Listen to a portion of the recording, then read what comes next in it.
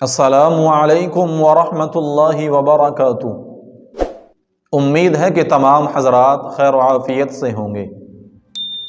آج ایک صاحب نے سوال کیا ہے کہ حضرت کتنی عمر کا بچہ نماز کے اندر اگلی صف میں کھڑا ہو سکتا ہے؟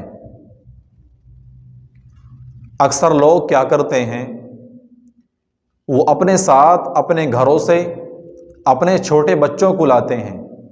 وہ بچے بہت معصوم ہوتے ہیں، بہت چھوٹے بچے ہوتے ہیں، اور وہ ان کو اگلی صف میں اپنے برابر میں کھڑا کر لیتے ہیں۔ اتنا بڑا نابالغ لڑکا جو نماز کے ارکان اور وضو سے واقف ہو اور تنہا ہو، اس کا صف اول میں کھڑا ہونا جائز اور درست ہے، لیکن مستحب طریقہ یہ ہے کہ اس کو بڑوں کی آخری صف میں کھڑا کر دیا جائے، اور اگر لڑکے زیادہ ہوں تو ان کو پیچھے کی صف میں کھڑا کرنا مستحب ہے۔ صف اول میں کھڑا ہونے کے لیے عمر کی کوئی قید نہیں ہے، بلکہ تمیز کی قید ہے۔